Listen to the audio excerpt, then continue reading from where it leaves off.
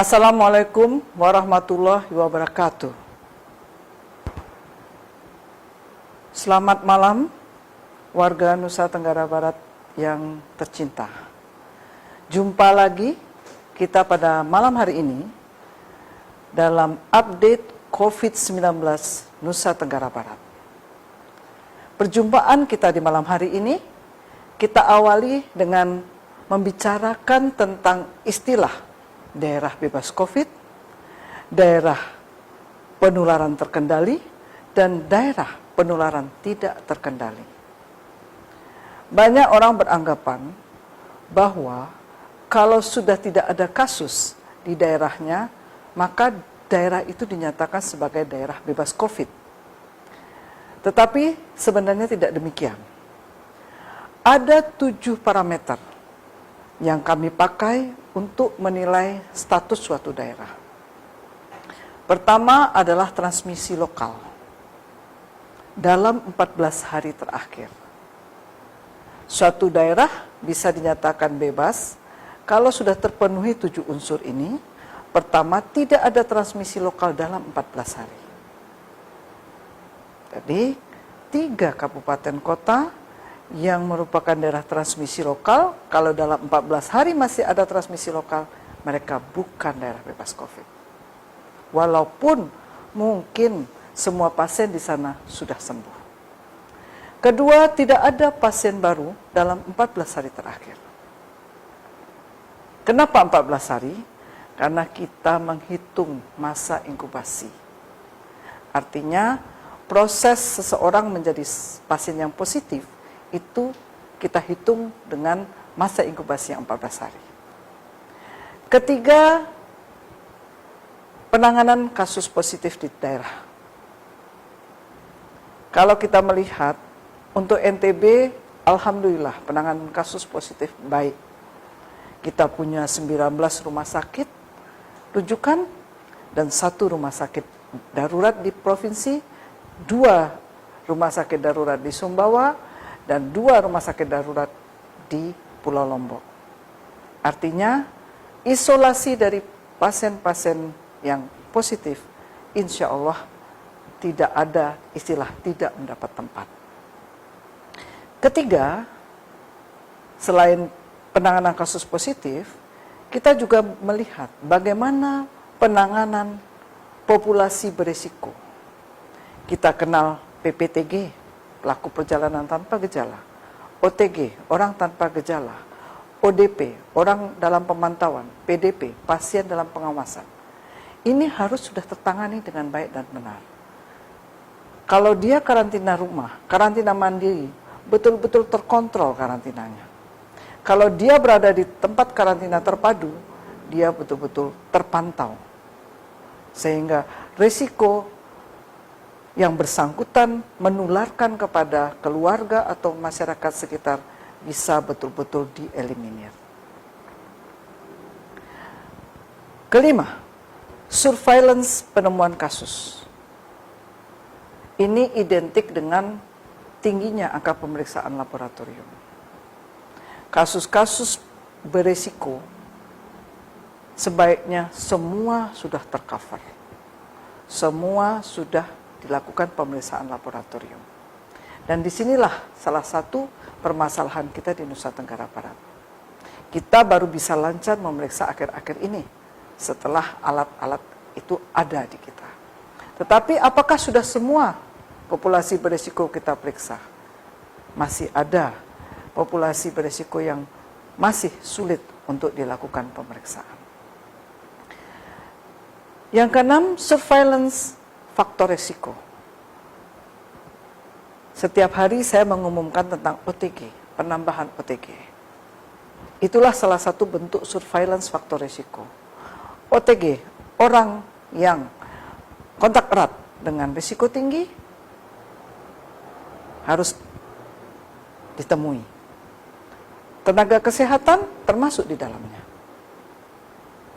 Kemudian ODP juga harus tertangkap oleh petugas surveillance. Ini baru bisa kita nyatakan bahwa surveillance faktor risiko kita berjalan dengan baik. Dan terakhir, keterlibatan masyarakat dalam penegakan protokol COVID secara aktif dan konsisten. Ini yang masih menjadi PR kita bersama.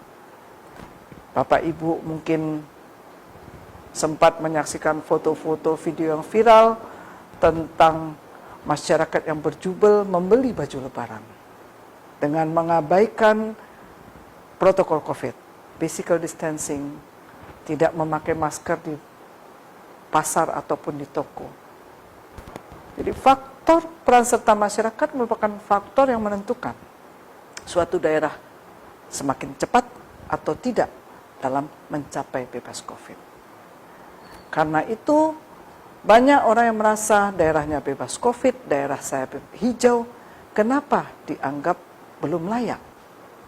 Mari sama-sama kita menguji sendiri 7 parameter tadi ke dalam daerah kita masing-masing. Apakah sudah terpenuhi ke-7 parameter itu?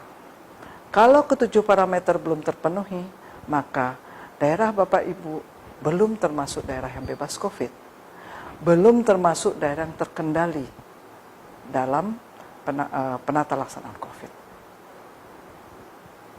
Inilah hal yang ramai diperbincangkan dalam 2 hari terakhir. Kata-kata daerah terkendali penanganan COVID dan daerah yang tidak terkendali.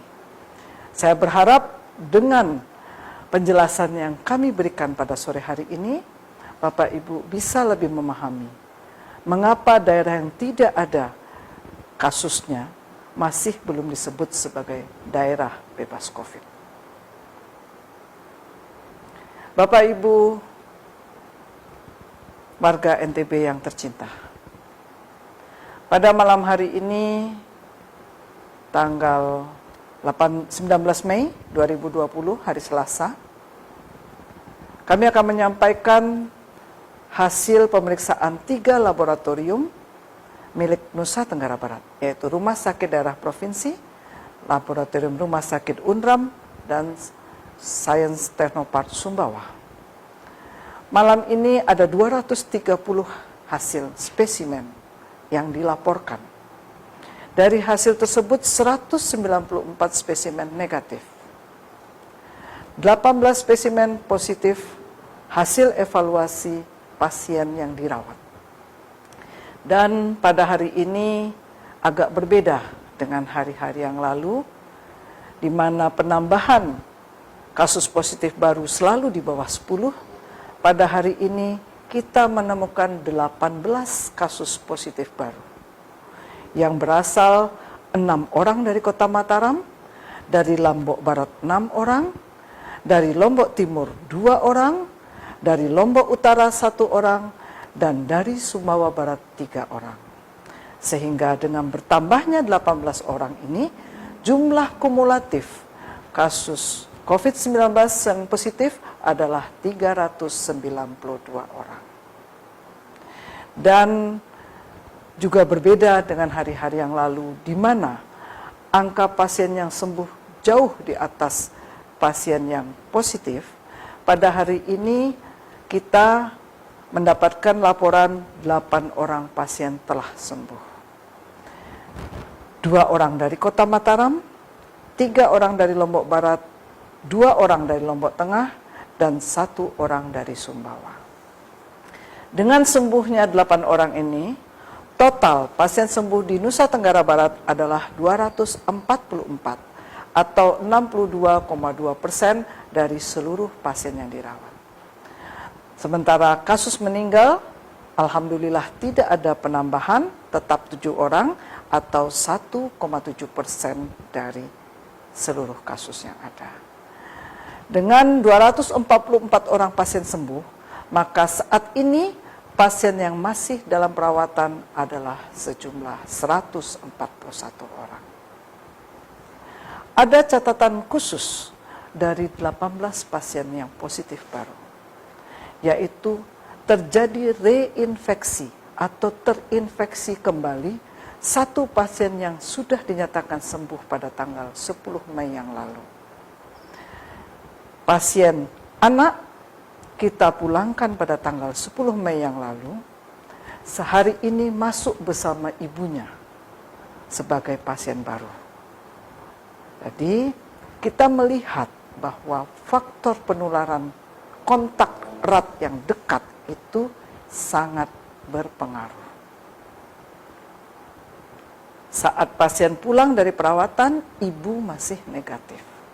Tetapi ketika ibu diperiksa positif, pasien kita periksa kembali, ternyata reinfeksi menjadi positif kembali. Jadi sesuai dengan apa yang selalu diingatkan, bahwa pasien yang sudah dinyatakan sembuh dan pulang harus diisolasi mandiri di rumah selama 14 hari. Karena resiko reinfeksi masih sangat besar pada pasien-pasien yang baru sembuh. Dan kita tahu bahwa pada pasien yang baru sembuh, belum semua virus keluar dari tubuhnya. Dia mungkin tidak akan menulari orang lain. Tetapi karena masih ada virus di dalam tubuhnya, dengan penambahan virus baru dari luar, dia akan mudah terjadi reinfeksi.